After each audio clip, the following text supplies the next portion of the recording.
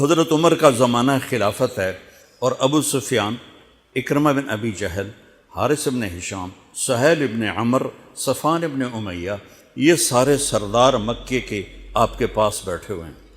اتنے میں حضرت بلال آئے تو آپ نے کہا آپ لوگ تھوڑا پیچھے ہو جاؤ۔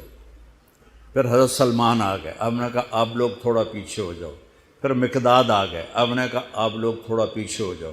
پھر ابو ہریرہ آئے، آپ نے کہا آپ لوگ تھوڑا پیچھے آ جاؤ۔ پھر سلمان فارسی آئے، آپ نے کہا آپ لوگ تھوڑا پیچھے ہو جاؤ۔ جیسے جیسے پرانے صحابہ آتے گئے ان کو ہٹاتے ہٹاتے جوتیوں تک پہنچا دیا، تو وہ غصے سے اٹھ کے باہر نکل گئے۔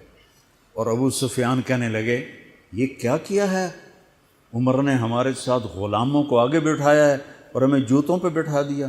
تو سہیل ابن عمر کہنے لگے ابو سفیان، عمر کا قصور نہیں ہمارا قصور ہے، ہم نے اسلام لانے میں دیر کی، انہوں نے جلدی کی، وہ آگے نکل گئے۔ اب یہ سرداران مکہ ہیں اور یہ فتح مکہ پہ ایمان لائے ہیں، لمبا زمانہ صحبت بھی نہیں ہے، پر قربان جاؤں سارے آپس میں کہنے لگے اگر جنت میں بھی پیچھے رہ گئے تو کیا بنے گا؟ سبحان اللہ۔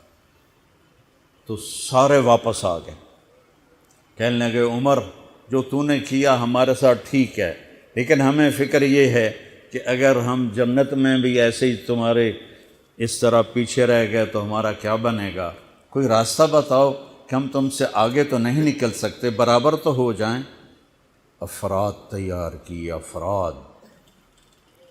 آپ نے فرمایا کہ تم اللہ کے راستے میں نکل جاؤ، جس میں وہ نکلے تھے تم بھی نکل جاؤ، اپنی جانوں کے نذرانے دو تو انشاءاللہ ہمارے ساتھ ہو جاؤ گے۔ انہوں نے کہا ٹھیک ہے۔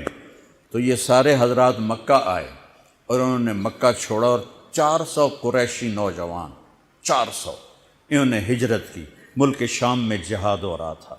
جب حارث ابن ہشام، یہ کون ہے؟ یہ ابو جہل کے بھائی ہیں، چھوٹے بھائی، یہ ایمان لے آئے تھے فتح مکہ پر۔ ان کو چھوڑنے کے لیے مکے کا بچہ بچہ باہر نکلا، اور جب وہ مکے سے باہر آ گئے تو وہ سب رونے لگے کہ یہ تو اب واپس نہیں آئیں گے۔ تو حضرت حارث کھڑے ہو گئے اور فرمایا کہ میں تمہارا رونا دیکھ رہا ہوں، اللہ کی قسم مکے سے محبوب کوئی جگہ نہیں ہے، لیکن اللہ کے نبی کی آواز پر ہمارے نوکروں نے لبیک کہا اور وہ اتنا آگے جا چکے ہیں کہ اگر مکہ کے پہاڑ سونا بن جائیں اور میں سارے خرچ کر دوں تو میں ان کے ایک مٹھی جو انہوں نے اس وقت اللہ کے نام پہ خرچ کیا تھا میں اس کے برابر بھی نہیں پہنچ سکتا، ہم اپنی جانیں دے کر شاید وہاں تک چلے جائیں۔ جب یہ لوگ پہنچے تو اجنا دین کی جنگ ہو رہی تھی، اس میں اللہ تعالیٰ نے آسانی سے فتح دے دی۔ آگے یرموک کی جنگ آ گئی۔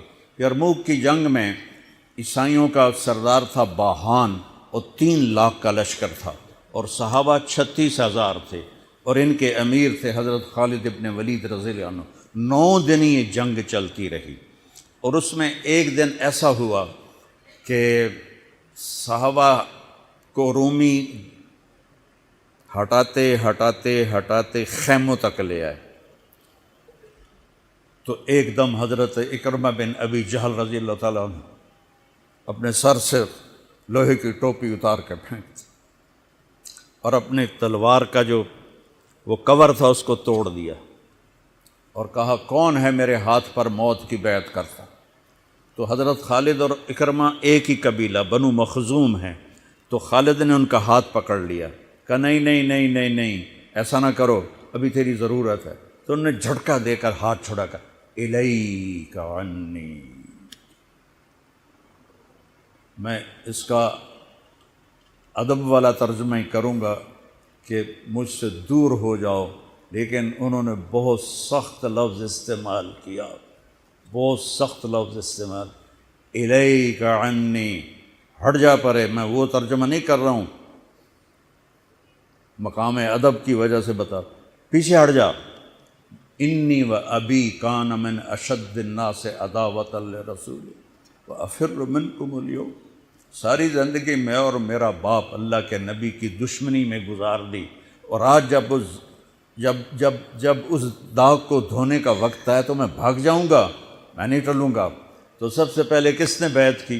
ان کے بیٹے عمر بن اکرمہ نے، اور وہ جو 400 قریشی تھے ان سب نے ان کے ہاتھ پر بیعت کی، اپنی تلواروں کے کور توڑ دیے، اپنی ٹوپیاں اتار کے پھینک دی، اور سینہ سپر ہو گئے، گھوڑوں سے اتر گئے اور سینہ سپر ہو گئے، اور لڑتے لڑتے رومیوں کو پیچھے دھکیلا، اور رومیوں میں بھگدڑ مچ گئی۔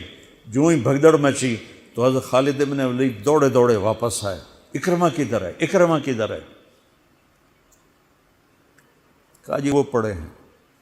دیکھا تو وہ آخری سانسوں میں تھے، اور ان کے بیٹے عمر وہ شہید ہو چکے تھے، دونوں باپ بیٹا قریب قریب تھے۔ تو حضرت عمر کو انہوں نے اپنی یہاں پنڈلی پہ رکھا، اور حضرت اکرمہ کو گود میں لے لیا اور پانی لے کر منہ میں ٹپکایا۔ تو حضرت اکرمہ نے آنکھیں کھولی، کہا کون؟ کہا میں خالد۔ کہا کیا ہوا؟ کہا اللہ نے آنکھیں ٹھنڈی کی، مسلمانوں کو فتح دی۔ کہنے لگے عمر کو کہہ دینا جو تو نے کہا تھا وہ ہم نے کر دیا، اب آگے اللہ کی مرضی، جو تو نے کہا تھا وہ ہم نے کر دیا۔ اور ان کی جان نکل گئی، جو تو نے کہا تھا وہ ہم نے کر دیا، اے عمر جو تو نے کہا تھا وہ ہم نے کر دیا۔